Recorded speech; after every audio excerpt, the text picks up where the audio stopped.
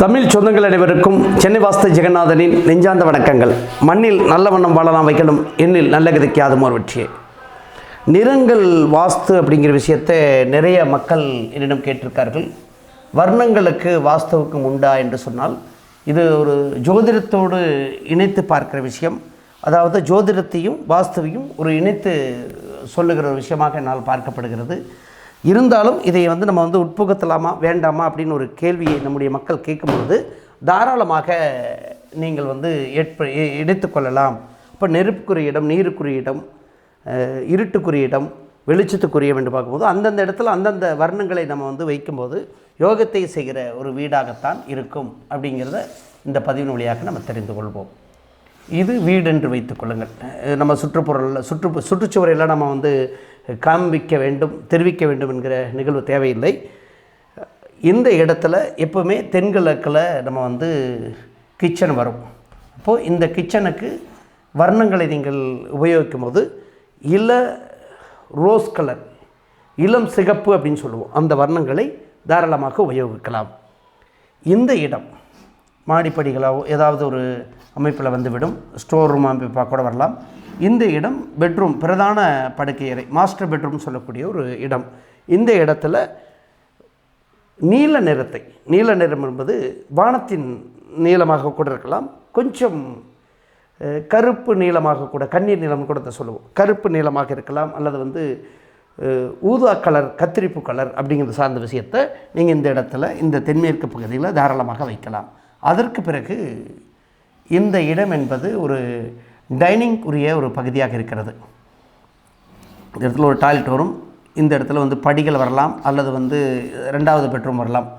இந்த இடங்களில் நீங்கள் இந்த டைனிங்னு சொல்லக்கூடிய இந்த இடத்துல வெள்ளை நிறங்களை நீங்கள் பயன்படுத்தலாம். வெள்ளை நிறங்களை தாராளமாக பயன்படுத்தலாம். பியூர் ஒயிட் அப்படிங்கிற விஷயத்தை, ஐவரி கூட நம்ம அதை உபயோகிக்கலாம். இந்த இடங்களில் உங்களுக்கு பிடித்த நிறங்களை தாராளமாக உபயோகித்துக் கொள்ளுங்கள். நீல நிறத்தையோ, கருப்பு, ரொம்ப டார்க் பிளாக் இல்லாமல் ஏதாவது உங்களுக்கு பிடித்த கலரை கூட அடித்துக்கொள்ளலாம், தவறு கிடையாது. வடமேற்கு பகுதியில் நம்ம ஒரு பெட்ரூம் வரும், ப்ளஸ் டாய்லெட் வரும். இந்த பெட்ரூமுக்கு நீங்கள் என்ன கலர் நிறத்தை அடிக்கலாம்னு சொன்னால் பச்சை கலரை நீங்கள் அடிக்கலாம், அல்லது ரோஸ் கலர் அடிக்கலாம். அதே போல் சிகப்பு, இளம் சிகப்பு கூட நீங்கள் உபயோகப்படுத்தலாம், அல்லது வெள்ளை நிறங்களை நீங்கள் உபயோகப்படுத்தலாம். இந்த இடம் இது ஹால், இது சிட் அவுட் வரும். ஒரு சிறிய பகுதியாக நம்ம வடகிழக்கில் தேர்ந்தெடுப்போம்.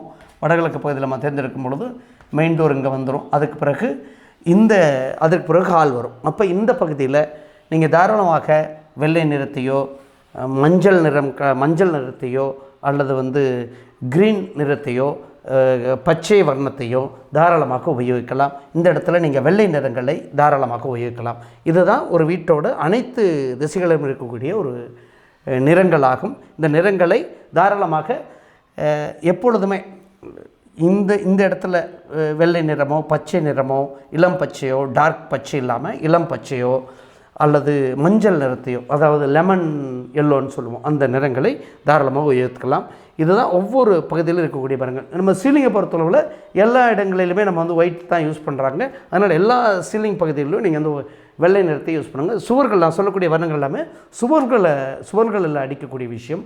இது வாஸ்துவோடு ஒரு ஜோதிடத்தோடு இணைந்த ஒரு பகுதியாக இருக்கிறது. இது சூரியனையும், நீருக்குரிய பகுதியும், நெருப்புக்குரிய பகுதியும், இருட்டுக்குரிய பகுதியும் அதற்கு இணைந்து செல்கிற வர்ணமாக இது பார்க்கப்படுகிறது. மீண்டும் வேறொரு வாஸ்து சார்ந்த கருத்தோடு சந்திப்போம். நன்றி, வணக்கம்.